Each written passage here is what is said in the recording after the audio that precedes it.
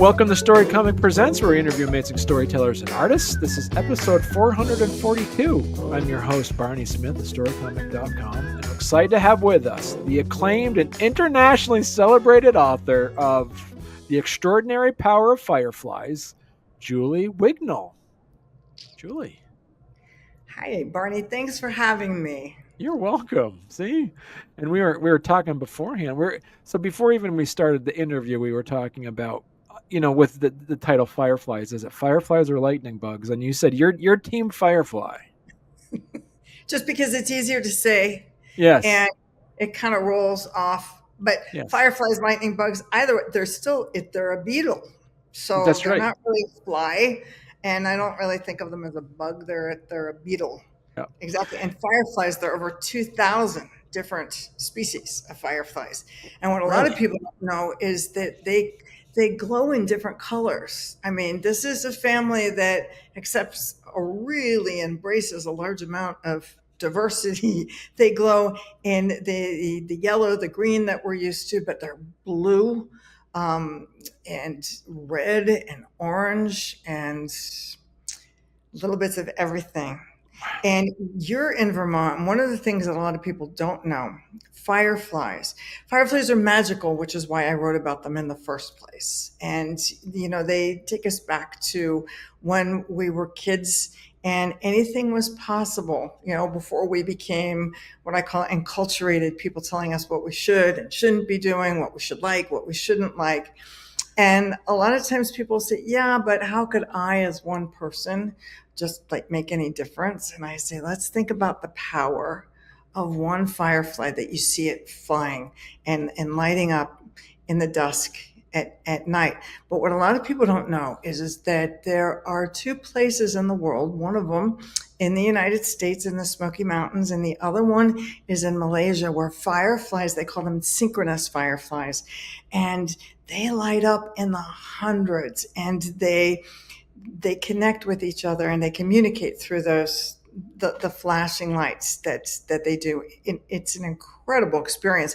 I mean, imagine a forest. Well, first of all, it becomes really dark, and these species tend to come out later at night. But the first thing you tend to see is all of a sudden there are these blue lights along the forest floor. They look like landing lights from an airport. And then you look up and the forest is so dark, you can barely see your fingertips on your arms. And you turn around and all of a sudden the whole entire forest lights up as 100, 200 fireflies flash in unison. And then, as amazing as that is, all of a sudden there's another group of 100 to 200 fireflies that answer them. And then there's another group and another group. It's like walking into an enchanted fairy tale. It's just a wow, once in a lifetime experience that I would love everybody to have. It really reminds you that there's magic in the world. That's amazing, Julie. And I want to ask you a question because about your book. Your book is not an entomological book. It's not a it's not a science book, because you actually kind of have fireflies as a symbol. So what's the central message, would you say, of the extraordinary power of fireflies? I use fireflies as a metaphor. Okay. And I incorporate natural history throughout the book in terms of information about fireflies back to that metaphor for people. And the concept and the whole purpose of the book is that we all need to start shining brighter. The world is waiting for us to shine our light. And that's a metaphor, but I have to tell you, scientifically, scientists have shown that we glow. People actually glow. We do have a light. But as a metaphor, each of us has an individual light to shine.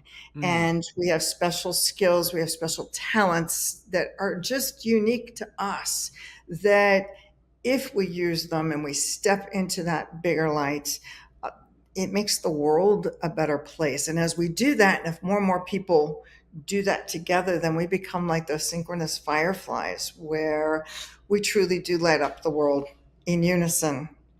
Okay. Now, is there do you want to share a story from the book that kind of particularly resonates with you? Sure. That will. Okay. So my concept of fireflies, and I actually define a firefly of the humankind Okay. as someone who sees beyond what is to what could be.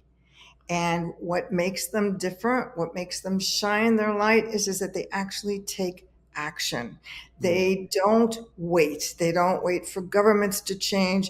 They don't wait for people to give them permission. A firefly doesn't get permission to shine. It shines because it can.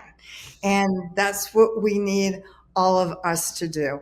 And the concept is that there are many different paths to the top of that mountain. We don't all always have to follow that straight and narrow line. I mean, face it, as an adult, look around and say, how many adults do you know where their life turned out exactly as they planned? Um, Life takes twists and turns, and there are obstacles, but the concept is there are many different paths, there are many different doors to open to get us to different places. So I've had a very, very unconventional background with a career that has ranged from everything. Well, from leaving school at 14 to attending college at 16, this was not because I was at the top of the class. It was because I did things differently. But working in national politics and international business, and working within environmental conservation for many, many years, and with zoos and aquariums and museums. So I took a really unconventional path. When I wrote the book, what I thought was, if I were reading my book, I'd go, oh, well, that's good for her. She can do all these things. But what about the rest of us?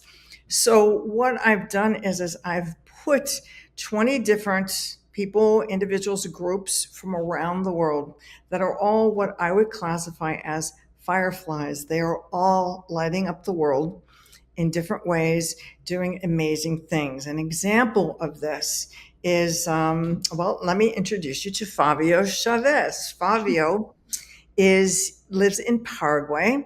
He was working as kind of a engineer in a landfill. And this is in one of the poorest areas in Paraguay. And Fabio always loved music, and he played music, but he wasn't what you would say is a professional musician. But he looked at the kids there and the families, as I said, they were so poor, and they were poor, but they're not stupid. They would create their homes out of things that they found from the landfills, which was really pretty amazing. And Fabio thought, I would love to take these kids, give them a different future through music. I could Mm. create an orchestra. And that was the thought. And like so many other people, then the next thought became, oh, if I could just find someone to donate all this money to me, we could buy musical instruments for all of these kids. And then he thought a little bit more, and he went, okay, we're in a very, very poor area. If somebody gave me $1 million and said, oh, buy instruments and share them with all these kids, what would happen to them? It's a very poor area. Chances are they'd be stolen after the first night. So instead, he went, these people are very, very innovative. Let me go to them. And he collaborated with some of the locals, and they started making musical instruments from the trash that was in the landfill. I mean, they made violins out of discarded license plates. Timpani drums, where the sides of the drums are actually discarded giant X-rays. Huh. And put the whole thing together. And he created an orchestra. They're absolutely brilliant. They're known as the Recycled Orchestra of Paraguay. Now, picture this. Fabio wanted to encourage them. So they play any kind of music. He introduced them to classical music, to jazz, modern. Well, the kids loved the group Metallica. So they started playing some of the songs of Metallica, and Fabio said, write them a letter, let them know what you do. And the next thing they knew, Metallica went to visit them. And Huh. they actually had the opportunity to open for Metallica. They had the chance to travel. And again, remember, this is a place that's so poor. It took them months to even find the proper paperwork so that the kids could get passports because they didn't have proper birth certificates. But they ended up opening for Metallica. They went on to open for Stevie Wonder. Today, they travel around the world on their own. The coolest thing about them is that when they perform, Fabio has them all wearing T-shirts. That when they turn around, the back of their T-shirts say, which is Fabio's one of his big mottos: "The world sends us trash, and we send back music." Huh. Which it to me is just what a great way to live. And he's also taught the kids that having nothing is no excuse for doing nothing. Huh. And so, Fabio has done this through music. Some of the people I've written about have done this through introducing the cooking of different cultures through a World Refugee Festival, through restaurants, to people who I have a nurse who realized how much was getting wasted from hospitals. And she got permission from the hospital to work on a recycling program. And she ended up starting her own organization where they now provide for people in need for basic medical supplies. Wow. And she runs just, were familiar with Doctors Without Borders. She does the same similar type of thing where they just bring very, very general health care to different places around the world. Right. So the concept is there are people everywhere that are really doing amazing things and are incredible inspiration if we just open our eyes. And I've written about these people all over the world, saying it doesn't matter where you are. But the truth is we all have people like this in our own communities. Right. That need to be recognized for who they are and what they are and what they're doing, that are going above and beyond. The person who's fostering animals for a local animal rescue, the person who is fostering children and, working through different volunteer programs to help things out. There are a lot of reasons to be hopeful, I believe, and to be inspired for the future of the world. But the future of the world is what we design, which is why it becomes so important to stand up and stand into your light. And really, my book was written to be a call to action, to say it's enough standing on the sidelines with your hopes and your dreams and your wishes, and it's time to take action because the world needs you. The world needs every person's unique skills and abilities. Well, hey there. If you're enjoying our podcast, don't forget to subscribe on YouTube or leave us a 5-star review on your favorite podcast platform. Your support means the world to us and helps us keep this show going. We love hearing from you, so any feedback is welcome. And thank you for being a part of our podcast family and for all your support. It truly means a lot to us. So Julie, what did you learn about yourself putting this book together? Well, because I had such a different background, and I didn't follow the conventional path. People go, you have to go through A to B to C to D, and it's like, well, those doors didn't really open. So I kind of did a paradigm shift and went through this door or that door. I've had so many people who say, I've got this great idea and I tried it, but all the doors closed in my face. So I took that as a sign that, this isn't what I'm supposed to be doing. And it's like, no, the sign is to turn, pivot, and shift and try a new door, which is part of what I've done throughout my entire career. And I felt like it was time to share what I had learned. And it's time to peel back certain layers of things we're told, the grandmother myths, the why do we believe A, B, C, or D? And to give you a bit of an understanding about that, I am currently in crazy Las Vegas, Nevada, a place I never thought I'd end up. I was actually once upon a time very well respected, coming up as a biologist. I ran the National Aquarium in Washington, D.C., and I worked with the Smithsonian Institution and the National Zoo. I worked with some major national and international nonprofit organizations. And what I noticed, though, was we spent our entire time fundraising.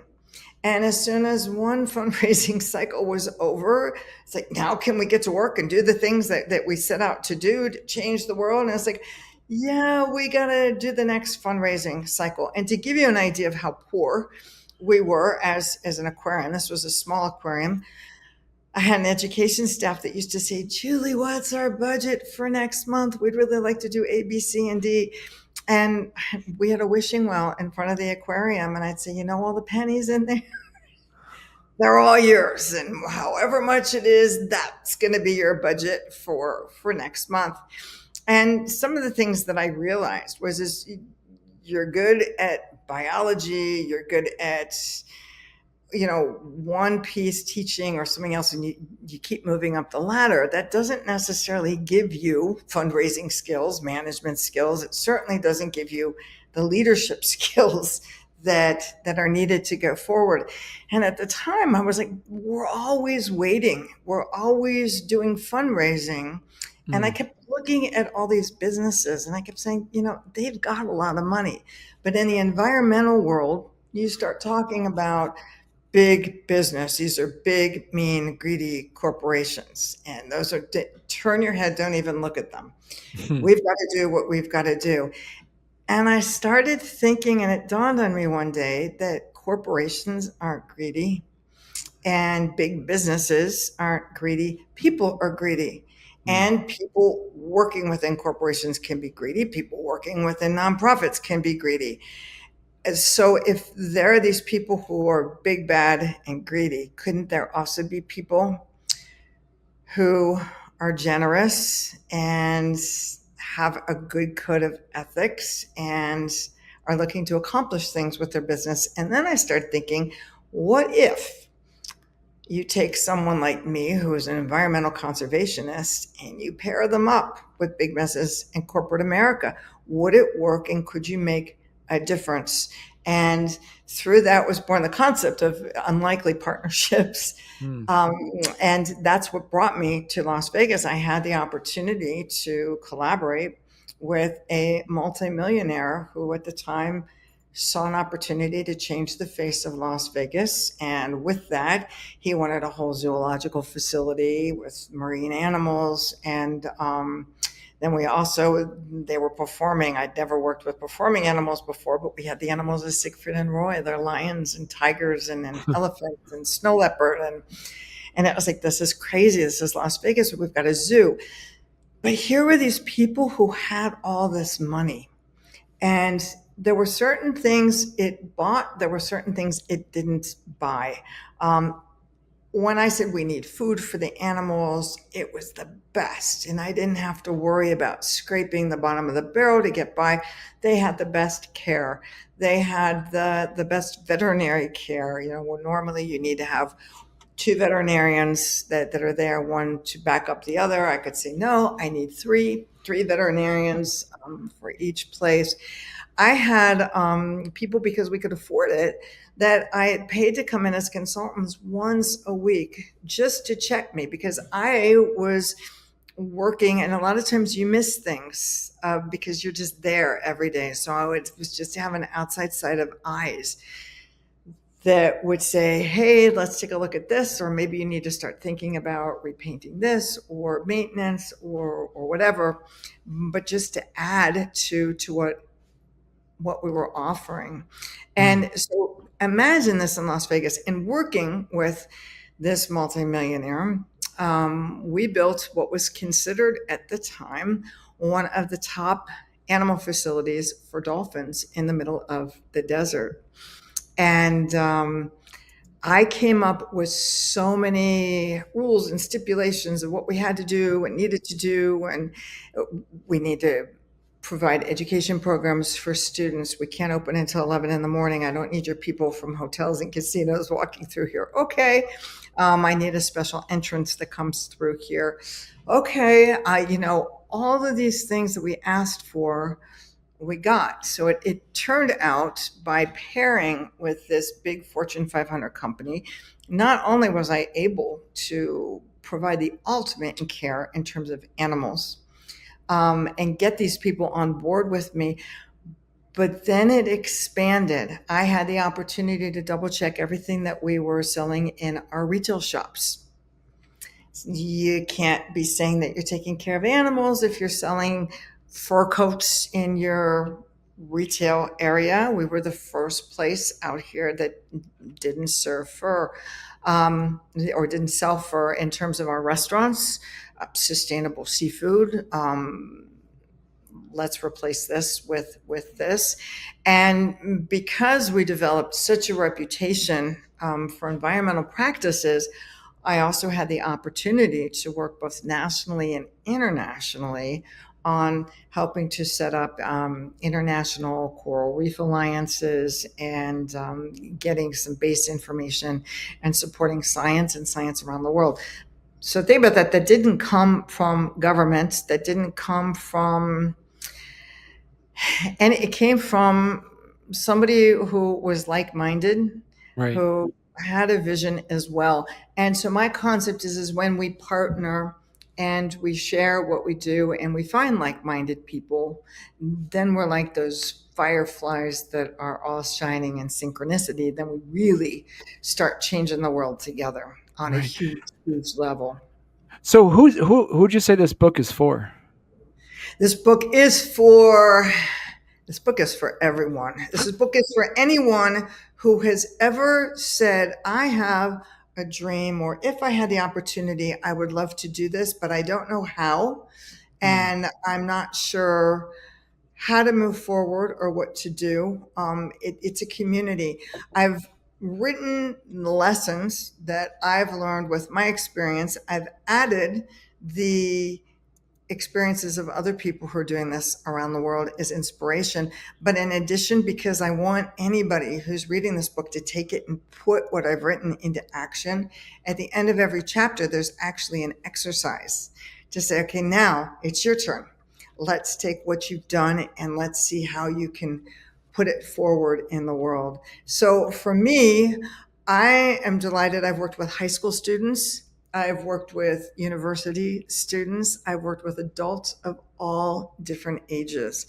And the concept is we need to think differently. We need to move past outdated systems and things that don't work anymore.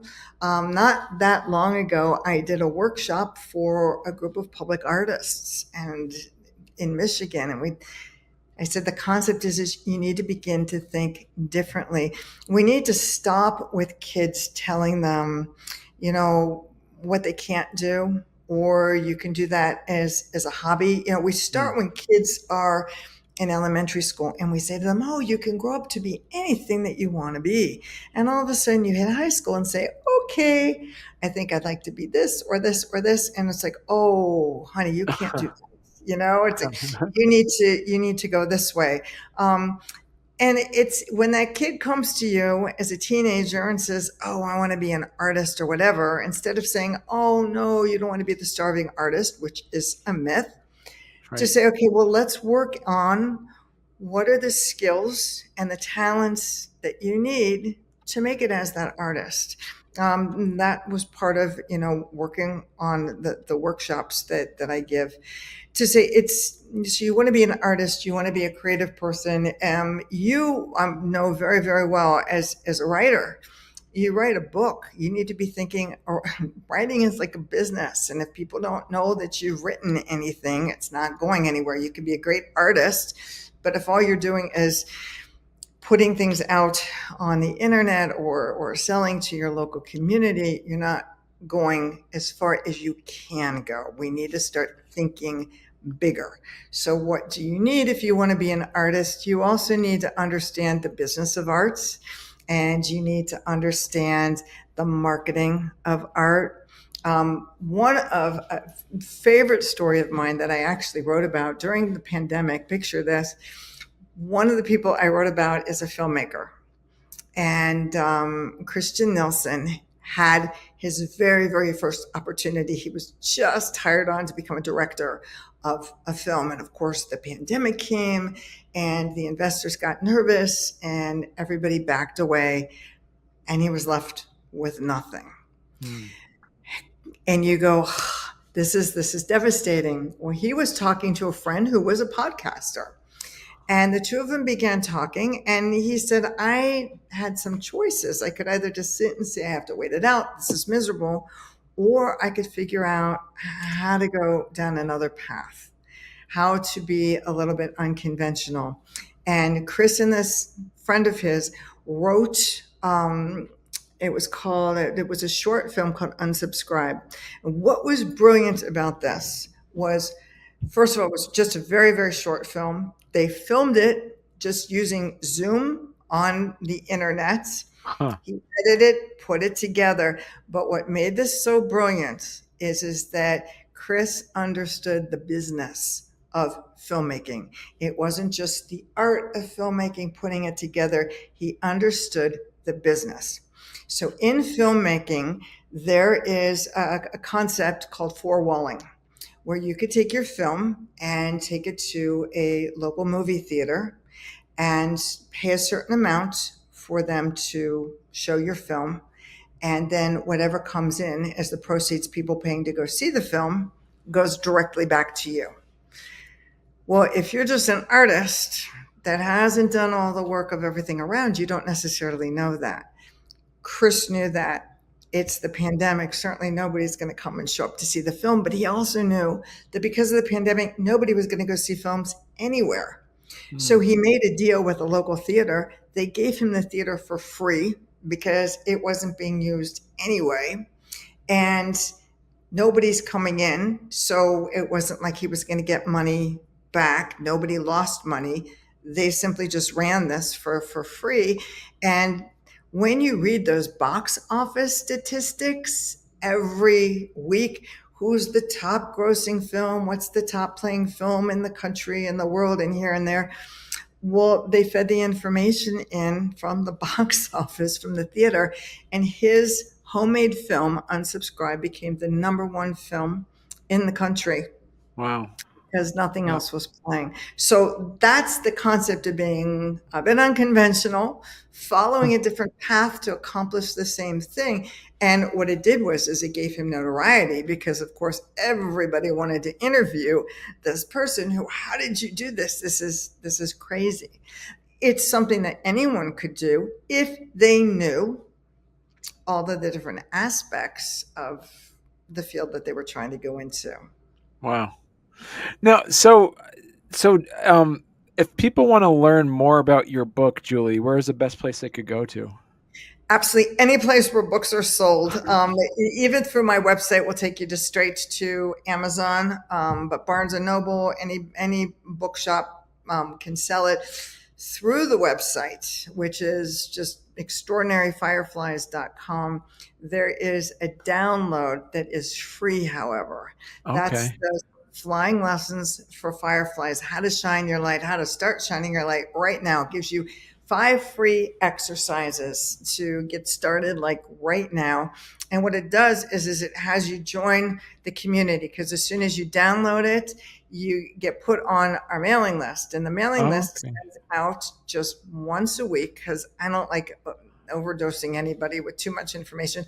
Once a week, a short piece that gets emailed to you, a note of inspiration and encouragement that just says, keep going, and that makes you part of the community. And part of the most wonderful feedback that I've gotten is I get notes every week from people who go, thank you, this is just what I needed to hear. But I think one of the big lessons that we have today, there's so much that's online and people feel very disconnected, is the concept of building community. And that's exactly what I'm working at doing through the book, through connecting people all over the place to say you're part of something that's bigger. Is there a sequel book coming out anytime? I'm not sure. Honestly, I am currently working on an exhibit that that accompanies the book to travel to go. I think people need encouragement. Mm, And like I said, to give people the opportunity to start reconnecting. okay. And that could lead to anything. Julie, thank you for coming on. I had a wonderful conversation talking to you. I've learned so much. It's inspiring. I love it when I talk to inspiring authors that just make you want to go out and just like be a better version of yourself. So, Thanks. That's what it's all about.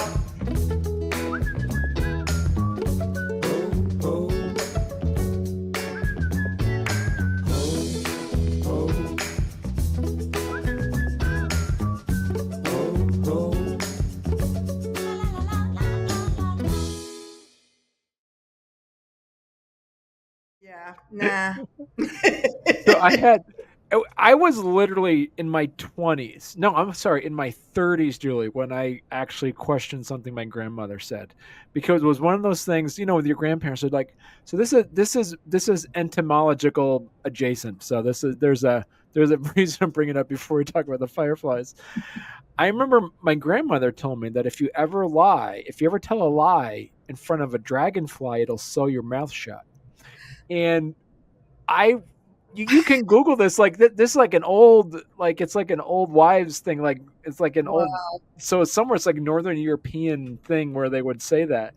And I really wasn't until it was always in the back of my mind until I was in my 30s, because I remember I was outside one time, I saw a dragonfly. I'm like, I better watch out what I'm saying.